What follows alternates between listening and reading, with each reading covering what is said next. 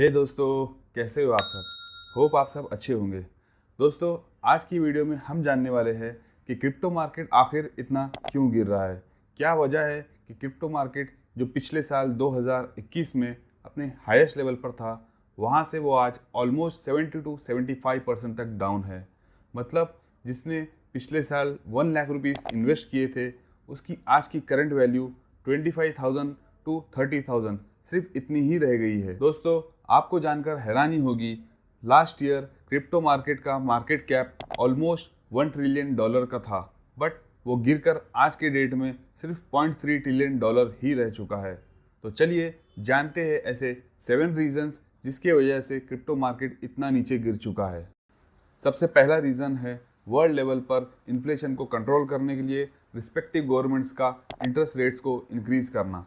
जी हाँ, जब कभी भी बैंक्स इंटरेस्ट रेट्स बढ़ाती है तो बहुत सारे इन्वेस्टर्स अपने इन्वेस्टमेंट अमाउंट को एक मार्केट से निकाल कर बैंक्स में फिक्स डिपॉजिट कर देती है, जिससे कि उनका अमाउंट भी सिक्योर्ड रहता है और उन्हें बेटर रिटर्न्स भी मिलता है उनके इन्वेस्टेड अमाउंट्स के ऊपर। और यही फर्स्ट रीज़न की वजह से सेकंड रीज़न पिक्चर में आता है, जो कि है सेलिंग प्रेशर इन मार्केट।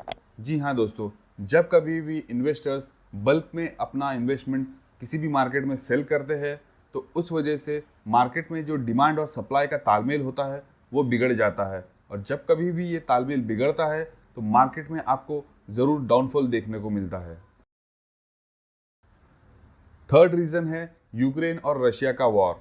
दोस्तों, जब कभी भी कोई कंट्री के बीच में वॉर होता है तो उस वॉर के वजह से वर्ल्ड लेवल पर हर कंट्री को इफेक्ट पड़ता है। रीज़न इसका ये है कि जिस कंट्री का भी वॉर होता है उसके अलावा जो वॉर में नहीं होती है उस कंट्रीज़ के साथ में कोई ना कोई ट्रेड होता है और वॉर की वजह से उनके ट्रेड्स को इफेक्ट पड़ता है। और जब कभी भी कंट्रीज़ के ट्रेड को इफेक्ट पड़ता है तो उनकी इकोनॉमी उस वजह से डिस्टर्ब होती है। और जब कभी भी किसी भी कंट्री की इकोनॉमी डिस्टर्ब होती है तो डेफिनेटली उस कंट्री के इक्विटी मार्केट हो या क्रिप्टो मार्केट हो, उस पर भी आपको उसका नेगेटिव इम्पैक्ट ज़रूर देखने को मिलता है। तो इसी वजह से जो है क्रिप्टो मार्केट भी जो है काफ़ी ज़्यादा हद तक नीचे गिरा हुआ है। चलिए अब जानते हैं फोर्थ रीज़न। दोस्तों, फोर्थ रीज़न है लूना नाम के क्रिप्टो करेंसी का ट्रेडिंग प्लेटफॉर्म से डीलिस्ट हो जाना। वो लूना जिसका प्राइस ऑलमोस्ट 10,000 रुपीज़ था, वो अचानक एक दिन उसका प्राइस सीधा ज़ीरो हो गया। मतलब जिसने 10,000 रुपीज़ या 1 लाख रुपीज़ इन्वेस्ट किया था उनको पूरा का पूरा 100% का लॉस हो गया। तो इसी वजह से बहुत सारे जो न्यू इन्वेस्टर्स थे या जो एग्जिस्टिंग इन्वेस्टर्स थे उनके बीच में एक पैनिक का माहौल बन गया और उसी वजह से न्यू इन्वेस्टमेंट क्रिप्टो मार्केट में आना कम हो गया। और जो एग्जिस्टिंग इन्वेस्टर्स थे उन्होंने अपना अमाउंट भी विड्रॉ कर लिया क्योंकि उन्हें सेफ फील नहीं हो रहा था। और जब कभी भी इन्वेस्टर्स को सेफ फील नहीं होता है तो वहाँ पर इन्वेस्टमेंट कम हो जाती है और उसी वजह से आपको उस मार्केट में डाउनफॉल देखने को मिलता है। दोस्तों, आपने एक कहावत तो सुनी ही होगी, सोने पे सुहागा।